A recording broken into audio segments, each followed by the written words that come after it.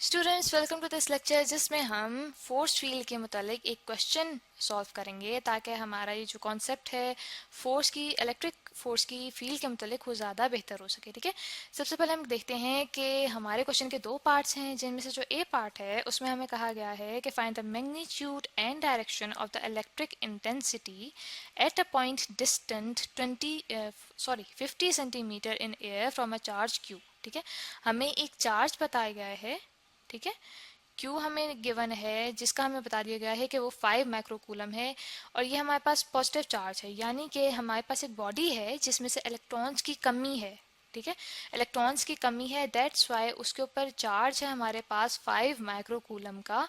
और ये हमें कहा गया है कि हमने उसकी इलेक्ट्रिक फील्ड की इंटेंसिटी फाइंड करनी है। ठीक है, यानी कि हमने ई फाइंड करना है एट अ डिस्टेंस 50 सेंटीमीटर।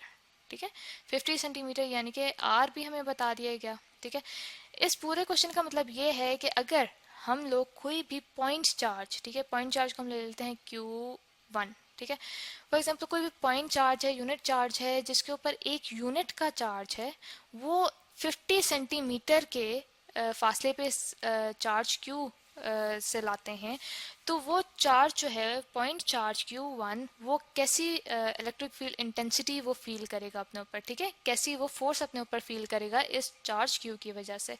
और दूसरा ये कि हमने देखना है कि इस इलेक्ट्रिक फील्ड इंटेंसिटी की डायरेक्शन क्या है। ठीक है, और जो सेकंड पार्ट है हमारे क्वेश्चन का वो यही है कि compute the force on a charge Q dash placed 50 centimetre from Q। यानी कि पहले तो हमने देखा था कि यहाँ पे हमने एक पॉइंट चार्ज रखा। अगर इस पॉइंट चार्ज की जगह हम एक ऐसा चार्ज रखते हैं जिसके यूनिट से ज़्यादा हमारे पास वैल्यू है चार्ज की, जो कि हमें बता दी गई है 4 × 10⁻⁶, तो तब वो जो चार्ज है वो क्या फोर्स फील करेगा इस चार्ज Q की वजह से। तो अब हम देखते हैं कि हमारे पास डाटा क्या मौजूद है अपने क्वेश्चन के लिए। ठीक है, हमारे पास डाटा ये है कि हमें बता दिया गया है Q की वैल्यू जो कि है 5 माइक्रोकूलम, और माइक्रो से मुराद ये होता है 5 इंटू 10⁻⁻⁶ कूलम, यानी कि माइक्रो हम लोगों के पास 10⁻⁻�6 की क्वांटिटी को डिस्क्राइब करता है। साथ ही हमें बता दिया गया है कि डिस्टेंस R कितना है, वो है 50 सेंटीमीटर। ठीक है, ये भी हमें पता है कि जो स्टैंडर्ड यूनिट है डिस्टेंस का वो हमारे पास क्या होता है, मीटर। तो इसलिए बेहतर है कि सेंटीमीटर को हम लोग मीटर में कन्वर्ट कर लें। हम ये जानते हैं कि 100 सेंटीमीटर इक्वल होता है 1 मीटर के। ठीक है, दैट मीन्स कि 1 सेंटीमीटर किसके इक्वल हुआ, 1 डिवाइडेड बाय 100 मीटर के। और 50 सेंटीमीटर किसके इक्वल हो गया, वो इक्वल हो गया 1 divided by 100 multiplied by 50 metre. That means कि हमारे पास डिस्टेंस की वैल्यू क्या आ गई, 0.5 सेंटीमीटर नहीं बल्कि 0.5 मीटर।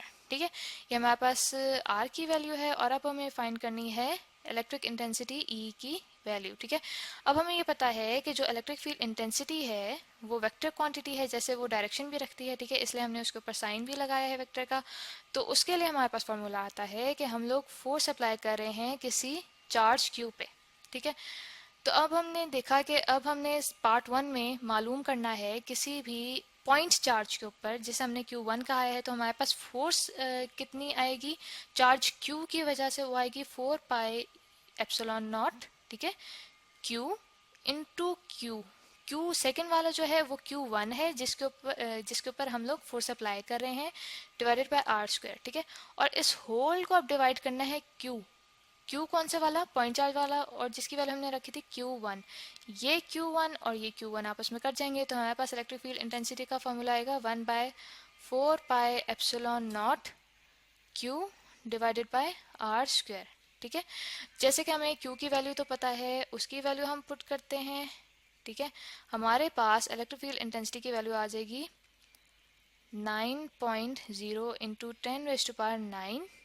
ठीक है, न्यूटन मीटर स्क्वायर पर कूलम स्क्वायर। ठीक है, और ये जो मैंने वैल्यू लिखी है ये किसकी वैल्यू है, ये वैल्यू है हमारे पास कांस्टेंट ऑफ प्रोपोर्शनैलिटी की वैल्यू। ठीक है, और आगे हम देखते हैं कि फर्दर जो हमारा Q है उसकी वैल्यू हम पुट करते हैं, वो आ जाएगी 5 इंटू 10⁻⁻⁶ कूलम। ठीक है, डिवाइडेड बाय 0.5 मीटर का स्क्वायर। ठीक है, इनटू आर यूनिट वेक्टर।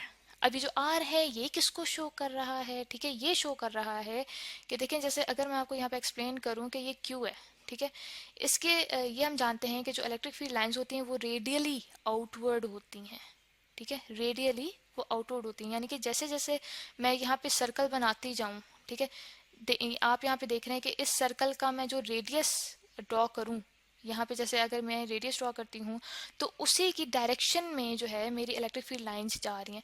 इसी तरह से इस सर्कल को मैं बढ़ाते जाऊँ, ठीक है, जैसे यहाँ पे मैं एक और सर्कल इससे बिगर रेडियस का बना रही हूँ तो उसी हिसाब से जो इलेक्ट्रिक फील्ड लाइन है वो भी जो डायरेक्शन है उसकी वही रहेगी जैसे रेडियस की है। तो इससे हमें ये पता चलता है कि जो हमारा ये क्यू चार्ज है, ये जो फोर्स एक्सर्ट कर रहा है Q1 पॉइंट चार्ज के ऊपर, वो भी रेडियली आउटवर्ड है, ठीक है, यानी कि रेडियस के अलोंग है। दैट मीन्स कि जो हम लोग अभी इलेक्ट्रिक फील्ड इंटेंसिटी की वैल्यू निकाल रहे हैं वो भी रेडियल के अलोंग है, रेडियस के डायरेक्शन में है, ठीक है। तो हम लोग के पास after calculation from the calculator हमें ये पता चलता है कि इलेक्ट्रिक फील्ड इंटेंसिटी की जो हमारे पास वैल्यू है वो क्या है, 1.8 इंटू 10⁵ न्यूटन पर कूलम, ठीक है, न्यूटन पर coulomb into unit vector R. Newton रह गया यहाँ पे, आप देख सकते हैं मीटर स्क्वायर, और ये वाला मीटर जब स्क्वायर होगा ये दोनों आपस में कट गए, यहाँ पे कूलम है और ये कूलम पर स्क्वायर है, यानी कि ये वाला जब ये नीचे आएगा कूलम स्क्वायर तो इसका एक कूलम इस एक कूलम से कट जाएगा, तो हमारे पास जो लास्ट में यूनिट्स आएंगे वो आ जाएंगे न्यूटन पर कूलम, और साथ ही हम लोग के पास यूनिट वेक्टर आर मल्टीप्लाई होगा तो उसकी डायरेक्शन देगा, ठीक है। ये हमारे पास आ गया उस फोर्स का एक्सप्रेशन जो कि हमारा चार्ज क्यू एक्सर्ट करता है एक पॉइंट चार्ज पे, ठीक है। अब हम देखते हैं कि जो हमारा क्वेश्चन का सेकंड पार्ट था वो था कि हमने अब फोर्स देखनी है जो ये चार्ज क्यू एक्सर्ट करेगा किसी चार्ज क्यू डैश पे, ठीक है, जो इतने ही डिस्टेंस पे रखा गया है, सॉरी, 50 सेंटीमीटर में, ठीक है। तो अब क्या हुआ कि आप देखें कि हमने आधा काम तो कर लिया है कि हमने एक पॉइंट चार्ज के ऊपर लगने वाली फोर्स तो कैलकुलेट कर ली। तो अब सबसे इजी काम ये रहता है कि बजाय कि हम पूरी की पूरे इलेक्ट्रिक फील्ड इंटेंसिटी दोबारा कैलकुलेट करें, उसके बजाय हम क्या करेंगे कि देखें, जैसे हम लोगों के पास एक्सप्रेशन था इलेक्ट्रिक फील्ड इंटेंसिटी के लिए फोर्स पर चार्ज, ठीक है, एक यूनिट चार्ज के, उसकी वैल्यू तो हमारे पास आ गई। तो अब क्या करेंगे कि हम ये फोर्स चेक करने के लिए कि उसके ऊपर कितनी लग रही है इलेक्ट्रिक फील्ड इंटेंसिटी की, तो हमारे पास वैल्यू आ गई। अब क्या करेंगे, हमारे पास जो अब क्यू डैश की वैल्यू गिवन है वो सिंपली इस इलेक्ट्रिक फील्ड इंटेंसिटी की वैल्यू से मल्टीप्लाई कर देंगे, ठीक है। तो आ जाएगा हमारे पास 1.8 इंटू 10⁵ न्यूटन पर coulomb multiplied by 4.0 into 10⁻⁻6 coulomb, यानी कि जो हमें दूसरा चार्ज गिवन है, जैसे हम क्वेश्चन में देख सकते हैं कि देखिए हमें गिवन है 4.0 इंटू 10⁻⁻6 कूलम, ठीक है, उसकी वैल्यू मैंने यहाँ पे लिख दी। तो जब इसे मल्टीप्लाई कर देंगे तो हमारे पास आएगा 0.72 न्यूटन, ठीक है। ये कूलम पर कूलम और ये कूलम आपस में कट जाएंगे तो हमारे पास आएगा 0.72 न्यूटन, और ये भी रेडियली एक्ट कर रही है, ठीक है, ये वाली फोर्स। अब आप ये देखें कि हमें एक और चीज़ बड़े मज़े की यहाँ से पता चल रही है कि जो Q1 है, ठीक है, Q1 हमारे पास क्या था, पॉजिटिव था, ठीक है, और Q2 क्या है, Q2 भी हमारे पास पॉजिटिव है, ठीक है, Q2 भी हमारे पास पॉजिटिव है, यानी कि जो Q1 है वो रिपेल करेगा Q2 को, क्योंकि ये दोनों एक सेम साइन के हैं, ठीक है। तो हमें ये भी पता चल गया कि एक तो Q1 जो फोर्स एक्सर्ट कर रहा है Q2 के ऊपर वो रेडियली आउटवर्ड उसके ऊपर एक्ट कर रही है, और सबसे बड़ी बात हमें ये भी पता चल गई कि जो Q1 है वो रिपेल कर रहा है Q2 को, सही। तो स्टूडेंट्स, आई होप कि आपको कूलम्स लॉ का जो कॉन्सेप्ट है वो मज़ीद क्लियर होगा, और सबसे बड़ी बात जो हमारे पास इलेक्ट्रिक फील्ड इंटेंसिटी और उसकी डायरेक्शन है उसका कॉन्सेप्ट भी बहुत अच्छे से क्लियर हो गया होगा।